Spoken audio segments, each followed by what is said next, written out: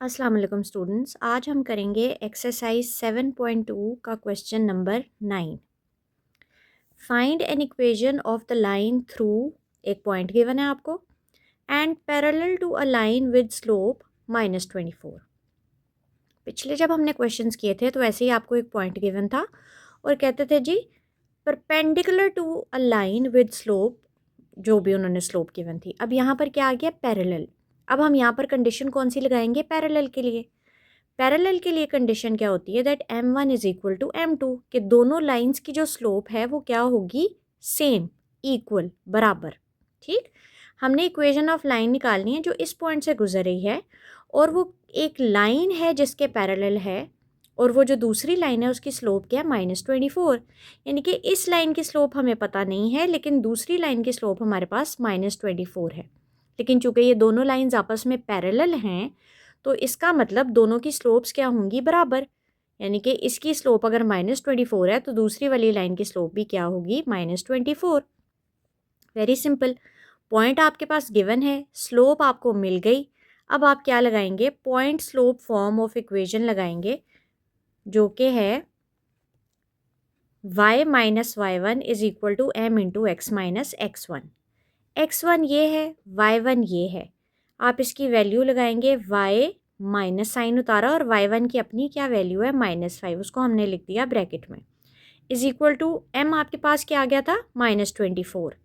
x minus और x1 की value क्या है? 11। ठीक, y माइनस माइनस क्या हो गया आपके पास? +5 इज इक्वल टू -24 को अंदर मल्टीप्लाई करने लगे हैं तो चूँकि माइनस साइन भी मल्टीप्लाई होगा तो अंदर वाली वैल्यूज़ के साइन हो जाएंगे चेंज। -24x आर -24x, और ये माइनस माइनस क्या हो गया? प्लस, और 24 को 11 से मल्टीप्लाई किया तो हमारे पास आ गया 264। अब हम क्या करेंगे कि सारी जो वेरिएबल्स और कांस्टेंट है उसको इक्वल के एक साइड पे इकट्ठा कर लेंगे। ठीक, इसकी हम स्टैंडर्ड फॉर्म बनाएंगे इक्वेशन की। उसके लिए हमने पहले कहा था कि अगर तो एक्स का कोएफिशिएंट प्लस है तो बाकी वाली साइड उठाकर इस साइड पर ले आएंगे। अगर तो एक्स हमारे पास माइनस आ गया है तो फिर हम ये वाली साइड को उठाकर वहाँ लेकर जाएंगे ताकि एक्स हमारे पास प्लस में हो जाए। एक्स का प्लस में होना लाजमी है। ठीक, तो अब चूंकि हमारे पास एक्स आ गया है माइनस साइन के साथ तो हम ये दोनों चीज़ें उठाएंगे और उठाकर इक्वल के दूसरी साइड ले जाएंगे। वहाँ जाकर ये प्लस में हो जाएगा और ये किस में हो जाएगा? कन्वर्ट माइनस में, और पीछे क्या बच जाएगा? Is equal to 0। इसको आपने ज़रा अरेंज करके लिख लिया, एक्स वाली टर्म पहले, वाई वाली टर्म बाद में, और उसके बाद कॉन्स्टेंट्स को सॉल्व किया तो हमारे पास आ गया -259। जी, नेक्स्ट सवाल, question number 10। Convert the equation in slope intercept form, two intercept form and normal form. अब आपको वो इक्वेशन दे देंगे, जैसे पहले क्वेश्चंस में आपको इक्वेशन बनाने को बोला था, इन क्वेश्चंस में वो आपको इक्वेशन दे रहे हैं और बोल रहे हैं कि इनको जी स्लोप इंटरसेप्ट फॉर्म में चेंज करें, टू इंटरसेप्ट फॉर्म में चेंज करें और नॉर्मल फॉर्म में चेंज करें। स्लोप इंटरसेप्ट फॉर्म आपने पढ़ी थी, वो क्या थी? y is equal to M X plus C. Two intercept form भी आप पढ़ कर आए हैं, वो है जी x over a plus Y over B is equal to 1। Normal form अभी तक हम लोगों ने नहीं पढ़ी, तो नॉर्मल फॉर्म की हमारे पास स्टैंडर्ड जो फॉर्म है वो ये है, that x cos alpha plus y sine alpha is equal to p। यानी कि यहाँ पर आपके पास एल्फ़ा यानी कि एंगल बनाएंगे हम लोग। ठीक, वो फर्दर जैसे जैसे क्वेश्चन सॉल्व करेंगे वैसे पता लग जाएगा, और p आपके पास क्या होगा? कांस्टेंट। ठीक, चलें जी आ जाएं। सबसे पहले तो क्वेश्चन आपके पास गिवन है ये, यानी कि उन्होंने कहा था हम आपको इक्वेशन दे रहे हैं, तो ये उन्होंने हमें दे दी इक्वेशन। ठीक, x भी है, y भी है और कांस्टेंट भी है। सबसे पहले हम इसको किस में कन्वर्ट करने लगे हैं? स्लोप इंटरसेप्ट फॉर्म में, जो कि ये है y is equal to M X plus C. हमने लिख लिया भाई स्लोप इंटरसेप्ट फॉर्म ये है ताकि कोई गलती के चांस ना रहे। ठीक, फिर हमने क्या किया, हमें इस इक्वेशन में देखें क्या चाहिए जब हमने इसमें चेंज करना है कि y वाली वैल्यू सेपरेट रखनी है, उसके साथ कोई वेरिएबल नहीं होना चाहिए। x वाली वैल्यू को भी उठा के इक्वल के उस साइड पे कर दिया और इस कांस्टेंट को भी उठा के इक्वल के उस साइड पे कर दिया। तो हम सेम इस इक्वेशन में क्या करेंगे? y को सेपरेट छोड़ देंगे और 2x और 11 को अकेला छोड़ देंगे, दूसरी साइड ले जाएंगे। ठीक, अब एक और चीज़ का भी ध्यान रखना है, हमारे पास y के साथ साइन क्या होना चाहिए? प्लस का। ठीक, अब जैसे इक्वेशन में हमारे पास यहाँ पर क्या आ रहा है? -4y। इसको प्लस में करने के लिए और सेपरेट भी छोड़ना है तो हम क्या करेंगे, -4y उठा के इक्वल के दूसरी साइड पर ले जाएंगे। वहाँ जाकर ये प्लस भी हो जाएगा और सेपरेट भी हो जाएगा इन दोनों से। ठीक, तो ये जी है इक्वेशन हमारे पास। मैंने क्या किया, -4y को उठा के इक्वल के दूसरी साइड पर ले गई, वहाँ जाकर ये प्लस का हो गया और पीछे हमारे पास क्या रह गया, 2x + 11। ठीक जी, अब मैंने इसको ज़रा 4y इस साइड लिख लिया और बाकी इक्वेशन उस साइड लिख ली। ठीक, अब एक और चीज़ क्या थी, हमारे पास y बिल्कुल अकेला होना चाहिए, y के साथ कोई कोएफिशिएंट नहीं होना चाहिए इस इक्वेशन के हिसाब से, क्योंकि हमने इसमें कन्वर्ट करना है। फिर हमारे पास एक्स्ट्रा चीज़ क्या है यहाँ पर, y के साथ 4 और 4y के साथ क्या हो रहा है, मल्टीप्लाई। इक्वल के दूसरी साइड जाकर क्या हो जाएगा, डिवाइड। मैंने यहाँ पर सेपरेट सेपरेट दोनों के साथ डिवाइड कर लिया।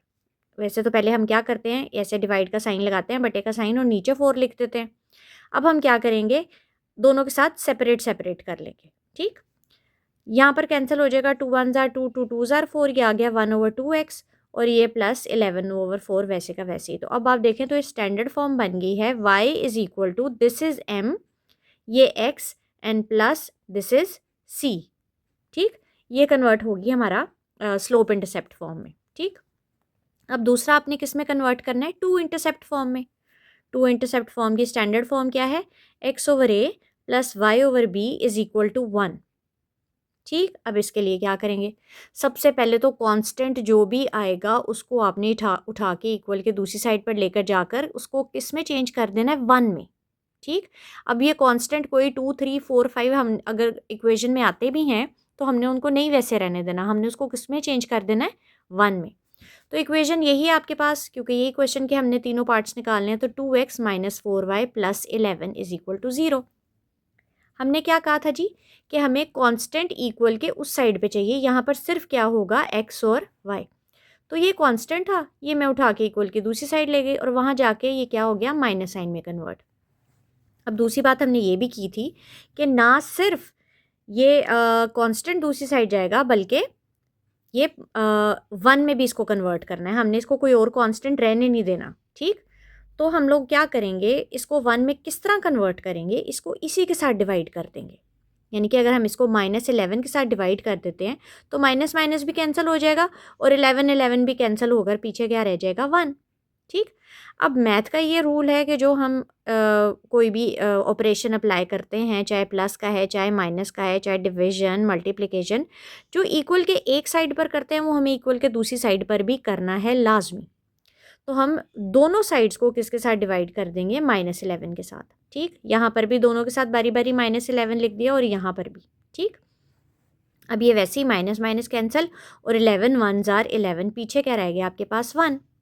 यहाँ पर कोई कैंसिलेशन नहीं होती तो इसको वैसे ही रहने दिया। ये माइनस नीचे पड़ा हुआ था फ्रैक्शन के या बटे के, मैं उठाकर यहाँ पर साइड पे लिख दिया। ठीक, ये आ गया 2/-11, बल्कि नहीं लिखा, अभी उसको मैंने नीचे रहने दिया। आगे ये माइनस माइनस को क्या कर दिया मैंने, प्लस, और ये 4/11y। अब जिसमें हमने कन्वर्ट करना है उसको ज़रा एक दफ़ा चेक करें, उसमें x बटे के ऊपर अलहदा है और कांस्टेंट किधर चला गया, नीचे। इसका मतलब हमें ये x के साथ 2 नहीं चाहिए, हम इसको उठाकर किधर लेके जाएंगे, बटे के नीचे। लेकिन बटे के नीचे तो ऑलरेडी एक चीज़ है, तो ये क्या करेंगे, 2 को इसके साथ जाके कर देंगे डिवाइड। फर्स्ट प्लेस हमेशा किस में चली जाती है, कन्वर्ट होके थर्ड प्लेस में। ये फर्स्ट है, ये सेकंड है, और थर्ड किस तरह बनेगी, इसके नीचे बटे का साइन लगाकर। ठीक, तो ये आ गया -11/2। इसी तरह यहाँ का भी जो y के साथ 4 है वो भी हमने चूँकि बटे के नीचे लेके जाना है, तो फर्स्ट प्लेस किस में कन्वर्ट हो जाती है, थर्ड प्लेस में। तो ये फर्स्ट प्लेस है, ये सेकंड प्लेस है, थर्ड बनाने के लिए एक और बटा लगाएंगे और 11 के नीचे लिख देंगे 4।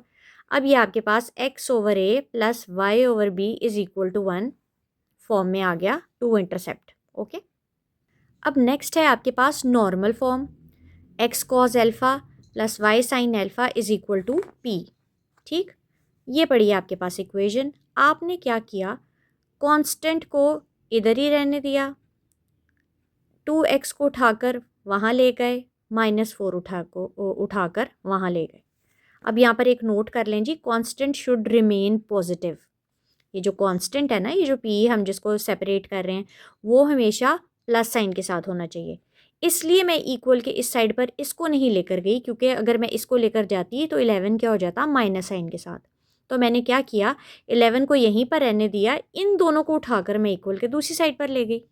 ठीक, या फिर हम इसको दूसरी तरह कैसे लिख सकते हैं, ये वाली चीज़ यहाँ पर लिख ली और 11 यहाँ पर लिख लिया। ठीक, अब क्या करना है हमने फाइंड, अब हमने फाइंड करना है मैग्नीट्यूड।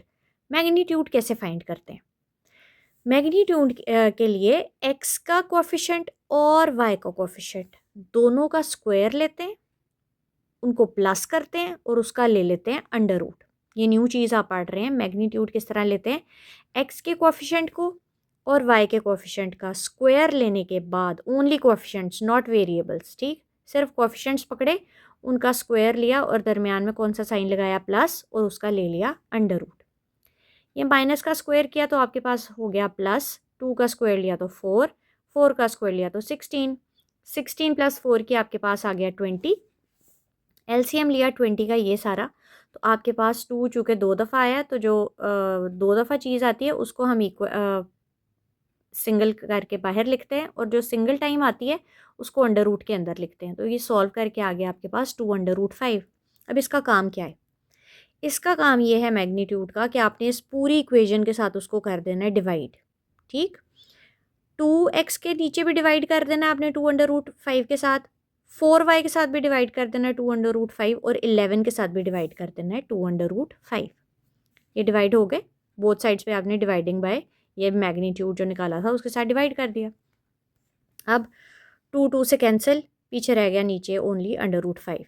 ये 2 1 ज़ार 2, 2 2 ज़ार 4, नीचे से 2 ख़त्म, ऊपर डिवाइड होकर आ गया 2y over under root 5 is equal to 11 over 2 under root 5। ठीक, अब आपने क्या किया कि आपके पास नॉर्मल फॉर्म क्या थी, x cos alpha plus y sine alpha. हमने x को सेपरेट कर लिया और ये अंडर रूट 5 ऊपर 1 लगाकर -1 ओवर अंडर रूट 5 कर लिया। ठीक है, x कॉज एल्फ़ा, ये देखें x कॉज एल्फ़ा किया, यानी कि x सेपरेट कर लिया, और कॉज एल्फ़ा के लिए मैंने इसको सेपरेट करके बना लिया। ठीक, इसी तरह 2 अंडर रूट 5, या आप ऐसा कह लें कांस्टेंट मैंने अलहदा कर लिया और वेरिएबल अलहदा कर लिया। इस पार्ट में भी मैंने कांस्टेंट को अलहदा कर लिया और वेरिएबल को कर लिया अलहदा। ठीक, अब क्या करेंगे, हम इसको कंपेयर करेंगे with normal form, x cos alpha plus y sine alpha is equal to p, ये नॉर्मल फॉर्म है। ठीक, अब इसमें x जो सेम है उसको रहने दें, पीछे क्या है जी, कॉज एल्फ़ा किसके इक्वल है, -1 ओवर अंडर रूट 5 के। इसी तरह y को सेम है उसको रहने दें, पीछे क्या बचा, sine alpha is equal to 2 over under root 5। ठीक, फिर उसके बाद यहाँ पर इक्वल के इस साइड पर p था, यहाँ पर इक्वल के इस साइड पर 11 ओवर 2 अंडर रूट 5 है, तो p किसके इक्वल आ गया, 11 ओवर 2 अंडर रूट 5 के। ठीक, अब आपने क्या फाइंड करना है, एल्फ़ा। एल्फ़ा क्योंकि हमने वैल्यूज़ फाइनली किस में पुट करनी है, इस इक्वेशन में एल्फ़ा की वैल्यूज़ पुट करनी है। ठीक, तो इसके लिए एल्फ़ा होना लाजमी है हमारे पास। एल्फ़ा के लिए हम हमेशा कौन सा फॉर्मूला लगाएंगे, टैन एल्फ़ा, क्योंकि यहाँ पर हमेशा आपके पास कॉज एल्फ़ा और साइन एल्फ़ा लाजमी आएगा। ठीक, तो हमने क्या लगा देना है, फॉर्मूला टैन एल्फ़ा का, which is equal to sine alpha over cos alpha. याद करें, आप लोगों ने 6 चैप्टर में ये पढ़ा था कि टैन एल्फ़ा किसके इक्वल होता है, sine alpha over cos alpha के। ठीक, तो साइन एल्फ़ा की वैल्यू लगाई 2 under root 5, 2 over under root 5, और इसी तरह कॉज एल्फ़ा की भी वैल्यू लगाई -1 ओवर अंडर रूट 5।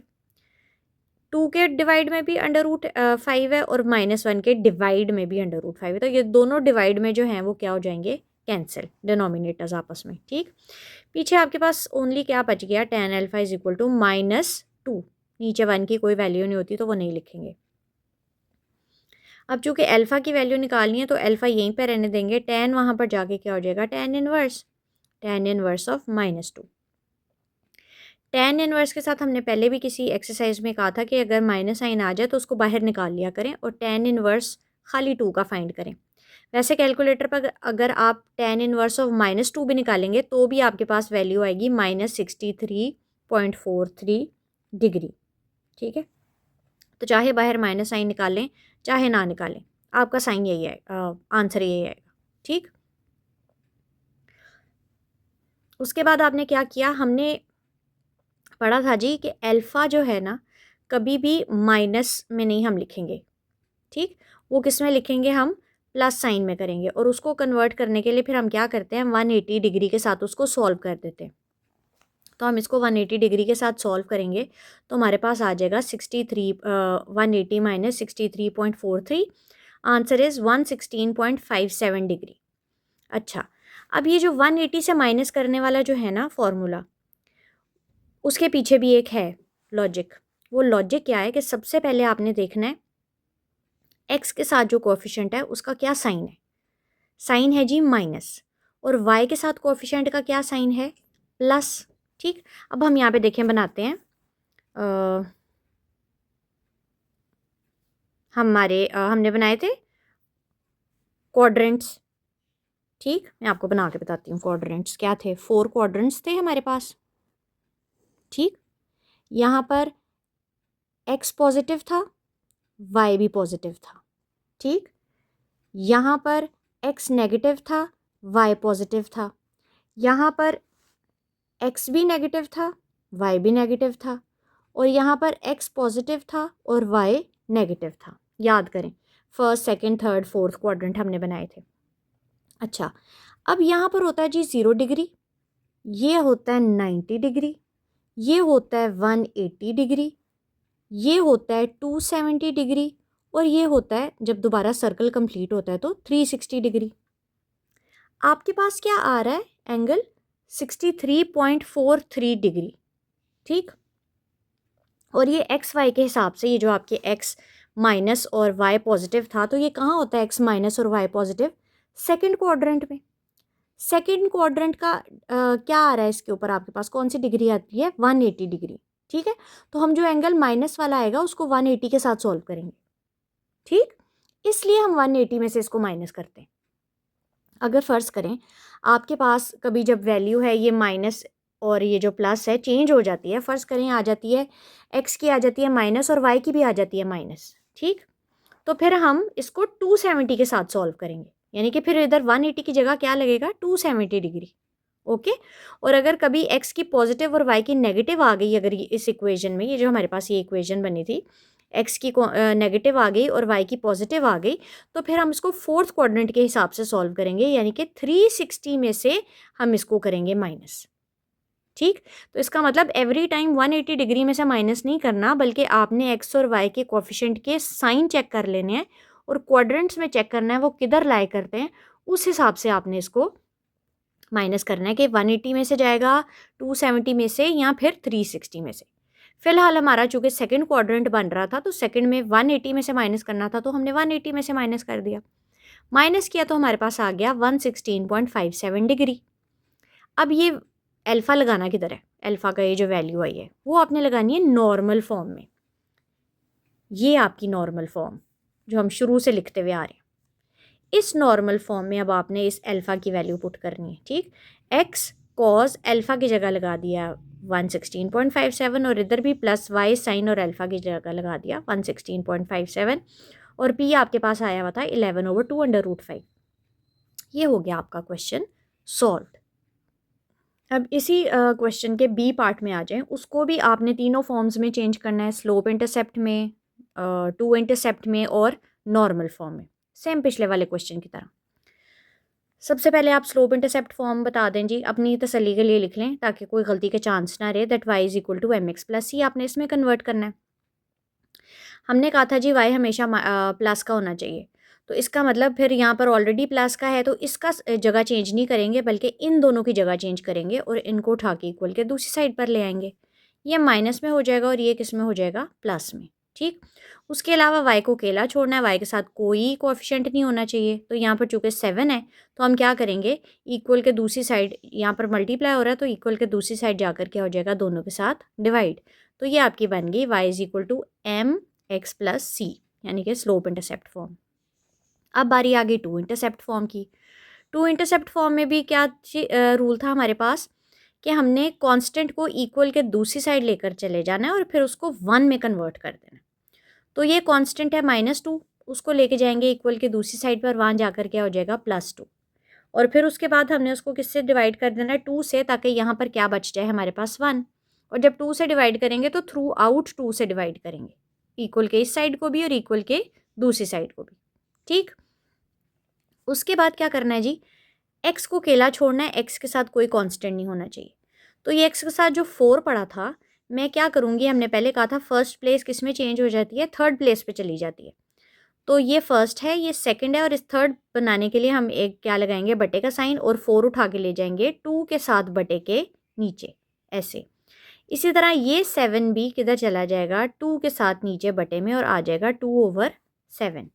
ये भी आपकी चेंज हो गई नॉर्मल फॉर्म में, sorry not in normal form, 2 intercept form में। ये x/a प्लस ये y/b इज इक्वल टू, अब नेक्स्ट आपने चेंज करना है इसी को नॉर्मल फॉर्म में, यानी कि x cos alpha plus y sin alpha is equal to p।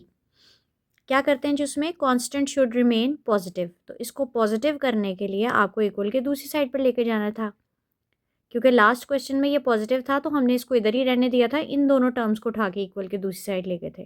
लेकिन चूंकि शर्त है कि इसको पॉजिटिव रखो, तो ये इधर नेगेटिव आ गया, पॉजिटिव करने के लिए इसको इक्वल के दूसरी साइड पर जाना पड़ेगा।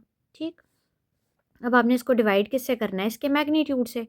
मैग्नीट्यूड कैसे निकालते थे, एक्स के कोफिशेंट और वाई के कोफिशेंट को आपस में उनका स्क्वायर लेके प्लस करके अंडर रूट ले लेते थे। वो सारा सॉल्व करके आपके पास आ गया √65। अब आप क्या करेंगे, इस पूरी इक्वेशन को √65 के साथ कर देंगे डिवाइड, तीनों चीज़ों को डिवाइड करने के बाद हमने एक्स को सेपरेट लिख लिया, कांस्टेंट को लिख लिया सेपरेट विद इन ब्रैकेट्स ताकि गलती ना हो। इसी तरह वाई को भी सेपरेट कर लिया और इन कांस्टेंट्स को भी कर लिया हम लोगों ने ब्रैकेट में सेपरेट, और ये आपके पास क्या है, पी की वैल्यू।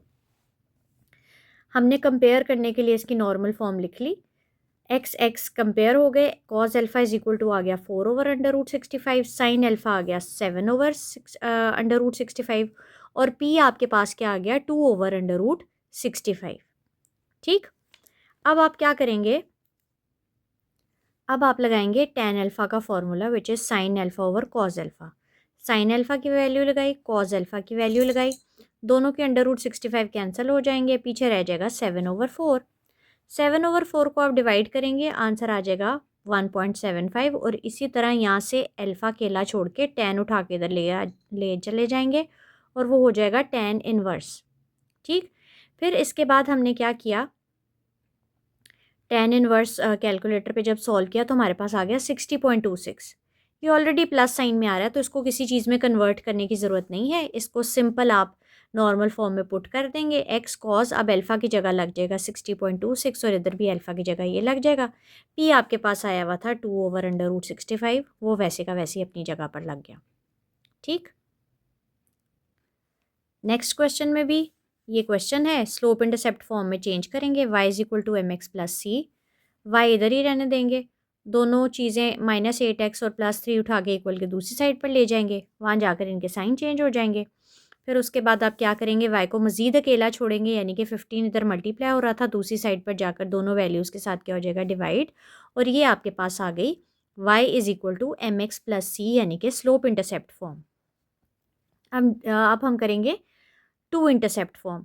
टू इंटरसेप्ट फॉर्म आपके पास है x/a plus y/b is equal to 1, यानी कि आपको कांस्टेंट लेकर जाना है इक्वल के दूसरी साइड, लेकर जाने के बाद आपको उसी के साथ कर देना डिवाइड, ताकि आपके पास कैंसिलेशन होकर पीछे क्या बच जाए, ये वाला 1। ठीक, तो -3 के साथ थ्रू आउट डिवाइड किया आपने, ये हो गया +8/3। ये आपके पास प्लस वैसे का वैसे ही, क्योंकि दरमियान में प्लस साइन था। आपने इसको क्या कर लिया, अब हाँ जी, इसको ऐसे रहने दिया। नेक्स्ट में अब आपने ये 8 उठाकर 3 के नीचे ले जाना है थर्ड प्लेस पर, इसी तरह 15 उठाकर 3 के नीचे ले जाना है थर्ड प्लेस पर, वहाँ जाके 3 1 ज़र 3 3 5 ज़र 15 कैंसिल हो जाएगा, और आपके पास x/a प्लस y/b ये आ जाएगी इसकी two intercept form. Next, normal form आप लोगों ने लिख ली। नॉर्मल फॉर्म लिखने के बाद अब आपने क्या करना है, उसको सॉल्व करना है। ऑब्वियसली कांस्टेंट इधर ही रहने देंगे, क्योंकि कांस्टेंट हमेशा क्या होना चाहिए, पॉजिटिव। बाकी दोनों वैल्यूज़ को उठा के इक्वल के दूसरी साइड पर ले जाएंगे। उसके बाद आप क्या करते थे, एक्स के कोफिशेंट और वाई के कोफिशेंट के साथ मैग्नीट्यूड निकालते थे। वो आपने मैग्नीट्यूड निकाला तो सॉल्व होने के बाद आपके पास क्या आ गया, 17। इस दफ़ा आपका अंडर रूट सॉल्व हो गया पूरा पूरा। 17 के साथ थ्रू आउट इस इक्वेशन को आप लोगों ने क्या कर लिया, डिवाइड। डिवाइड करने के बाद आपके पास फाइनल आ गया 8/17x minus 15/17y is equal to 3/17। आपने x को सेपरेट कर लिया, इस कांस्टेंट वाले पार्ट को सेपरेट कर लिया, y को सेपरेट, कांस्टेंट को सेपरेट। हाँ जी, यहाँ पर हमने क्या किया है, क्योंकि हमारे पास जो नॉर्मल फॉर्म है उसमें दरमियान में प्लस साइन आता है, तो आपने यहाँ पर प्लस साइन लगाकर ये जो माइनस है 15/17 के साथ शिफ्ट कर लिया। ठीक, जब इसको ओपन करेंगे माइनस प्लस आएगा वही माइनस, लेकिन चूँकि हमारी ज़रूरत प्लस साइन की है तो हम दरमियान में प्लस रहने देंगे और इसको कहेंगे भाई साहब अपना साइन उठाकर साइड पर ले जाएं। ठीक, वो अपना साइन ले जाएगा साइड पर। ठीक, अब कंपेयरिंग की बारी आ गई। कॉज अल्फ़ा आ गया 8/17 के साथ और साइन अल्फ़ा आ गया -15/17 के इक्वल, और पी आ गया आपके पास 3/17। ठीक, फिर हम दोबारा से लगाएंगे tan अल्फ़ा का formula which is equal to sine alpha over cos alpha. Sine alpha की वैल्यू लगी, कॉज अल्फ़ा की वैल्यू लगी, कैंसिलेशन हो गया, पीछे आपके पास क्या आ गया -15/8, और उसको जब आपने किया कैलकुलेटर पे सॉल्व तो आपके पास आ गया -1.875। उसको सॉल्व किया तो आपके पास मज़ीद यानी कि tan इनवर्स जब फाइंड किया तो आपके पास आ गया -61.93। अब आप क्या करेंगे, चूँकि माइनस साइन आ गया तो अब देखेंगे कि भाई ये कौन से क्वाड्रेंट में लाई कर रही हैं इसकी एक्स और वाई की वैल्यूज़। एक्स किस में था हमारे पास, पॉजिटिव साइन के साथ था, और वाई आपके पास कौन से साइन के साथ था, नेगेटिव। ये देखें, एक्स के साथ पॉजिटिव साइन था और वाई के साथ कौन सा साइन था, नेगेटिव। तो हम क्या करेंगे, एक्स पॉजिटिव वाई नेगेटिव वो होता है जी फोर्थ क्वाड्रेंट में। ये एक्स की पॉजिटिव वैल्यूज़ होती हैं और वाई की कौन सी होती है, नेगेटिव। फोर्थ क्वाड्रेंट में आ गया तो इसका मतलब फोर्थ क्वाड्रेंट में जब आ जाता है तो 360 डिग्री के साथ इसको सॉल्व करते हैं।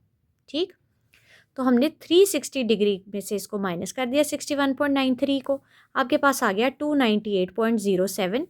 नॉर्मल फॉर्म में अल्फ़ा की जगह आपने अल्फ़ा की वैल्यूज़ लगा ली और ये आ गया आपका आंसर। ठीक, क्वेश्चन नंबर 11 पर, जहाँ पर कह रहे हैं in each of the following, नीचे उन्होंने इक्वेशंस दी हुई, कह रहे हैं check whether the lines are parallel, perpendicular, या फिर दोनों ही नहीं, नीदर पैरेलल नॉर परपेंडिकुलर। हाँ जी, क्वेश्चन में आपके पास दो इक्वेशंस दे दिए हैं, एक ये इक्वेशन और एक ये इक्वेशन। इसमें से कहते हैं बताएं जी, बताएं ये दोनों लाइंस जो हैं, इस लाइन की इक्वेशन है, एक लाइन की इक्वेशन है, बताएं ये लाइंस आपस में पैरेलल हैं, परपेंडिकुलर हैं, या दोनों ही नहीं है। अब लाइंस में से किस तरह पता लगे, मतलब इक्वेशंस में से कैसे पता चलेगा। पर पैरेलल या परपेंडिकुलर के लिए हमारे पास क्या होता है जी, वो फार्मूलाज होते हैं। पैरेलल के लिए m1 is equal to m2, और उसके लिए परपेंडिकुलर के लिए m1 into m2 is equal to -1। इसका मतलब चाहे परपेंडिकुलर कर लो चाहे पैरेलल कर लो, दोनों के लिए हमारे पास स्लोप्स होना लाजमी है। तो यहाँ पर स्लोप कैसे फाइंड करें हम लोग, तो कोई मसला नहीं है स्लोप फाइंड करने में। अभी हम लोगों ने पिछले क्वेश्चंस में क्या किया है, इक्वेशन हमें ऐसे दी हुई थी और कह रहे थे जी स्लोप इंटरसेप्ट फॉर्म में चेंज करें। अभी आप कर आए हैं, स्लोप इंटरसेप्ट फॉर्म क्या थी, y is equal to mx plus C. तो आप इस इक्वेशन को भी स्लोप इंटरसेप्ट फॉर्म में चेंज करोगे और इसको भी स्लोप इंटरसेप्ट फॉर्म में चेंज करोगे। ठीक, तो आपके पास m आ जाएगा ना, इस इक्वेशन का भी m आ जाएगा और इस इक्वेशन का भी m आ जाएगा चेंज करने के बाद। तो चलें चेंज करते हैं, y पॉजिटिव इधर ही रहने देंगे, 2x और 3 उठा के इक्वल के दूसरी साइड ले जाएंगे। तो जब कंपेयर किया तो y is equal to X के साथ क्या होता है, m। तो इसका मतलब ये आपके पास जो -2 है वो क्या है, पहली इक्वेशन का m आ गया। अब आ जाएं दूसरी इक्वेशन पे, दूसरी इक्वेशन में भी y को उधर अकेला रहने दें, -4x उधर जाके -4x हो जाएगा और 5 उधर जाके -5 हो जाएगा। अब चूंकि y को बिल्कुल ही अकेला छोड़ना है, इसके साथ कुछ भी नहीं होना चाहिए, तो 2 इधर मल्टीप्लाई हो रहा था, इक्वल के दूसरी साइड जाकर क्या हो जाएगा, दोनों वैल्यूज़ के साथ डिवाइड। जब डिवाइड हुआ तो 2 1 ज़ार 2, 2 2 ज़ार 4, पीछे क्या बच गया, -2। अब इसको भी जब कंपेयर करेंगे तो y is equal to X के साथ क्या चीज़ होती है, m। तो x के साथ ये क्या हो गया आपके पास, m। m2 दूसरी लाइन का m क्या आ गया आपके पास, 2। m1 का भी -2 और m2 का भी -2। तो इसका मतलब ये दोनों आपस में क्या हो गए, बराबर। तो बराबर कब होते हैं, जब दोनों लाइंस क्या होती हैं, गलत लिख दिया मैंने, पैरेलल। जब दोनों लाइंस पैरेलल होती हैं उस वक्त m1 और m2 क्या होते हैं आपके, सेम। तो as m1 is equal to m2 so the lines are parallel. अब नेक्स्ट में भी आपके पास 2 इक्वेशंस दी हैं। इसी तरह ही हम करेंगे कि दोनों को स्लोप इंटरसेप्ट फॉर्म में चेंज करेंगे।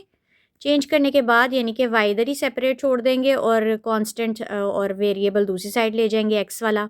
वहाँ जाकर फिर इधर y मल्टीप्लाई हो रहा 3 मल्टीप्लाई हो रहा था y के साथ इक्वल के दूसरी साइड जाकर क्या हो जाएगा डिवाइड।